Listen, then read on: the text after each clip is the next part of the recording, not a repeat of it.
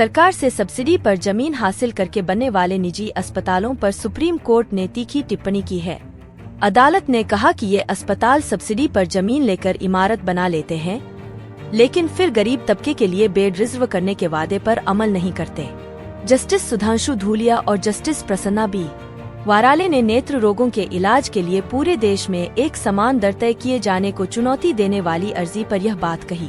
अदालत ने कहा, इन सभी निजी अस्पतालों को जब सब्सिडी पर जमीन लेनी होती है तो कहते हैं कि हम कम से कम 25% बेड गरीबों के लिए रिजर्व रखेंगे, लेकिन ऐसा कभी होता नहीं। ऐसा हमने कई बार देखा है। दरअसल सरकार ने नेत्र रोगों के इलाज के लिए पूरे देश में एक समान दर तय करने का फैसला लिया है।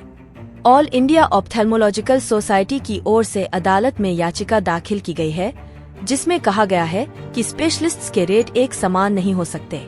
सोसाइटी ने कहा कि मेट्रो सिटीज और सुदूर गांवों में एक ही रेट नहीं हो सकता। सीनियर एडवोकेट मुकुल रोहतगी और एडवोकेट बी विजयलक्ष्मी ने सोसाइटी का पक्ष रखते हुए कहा कि सरकार का यह फैसला ठीक नहीं है। फीस में हर जगह एकरूपता ठीक नहीं है। अदालत ने इस मामले में केंद्र सरकार की राय लेने के लिए नोटिस जारी किया है और अगली सुनवाई के लिए 17 अप्रैल की तारीख तय की है। कोर्ट ने कहा कि इस मामले का व्यापक असर होगा। जस्टिस धूलिया ने कहा, आखिर आप कैसे इस पॉलिसी को चैलेंज कर सकते हैं?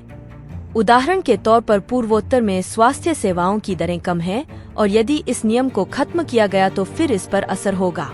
गौरतलब है कि देश में निजी अस्पतालों की महंगी फीस और सेवाओं पर पहले भी लोग चिंताएं जताते रहे हैं। ऐसे में शीर्ष अदालत की यह टिप्पणी अहम और महंगी स्वास्थ्य सेवाओं को आईना दिखाने वाला है।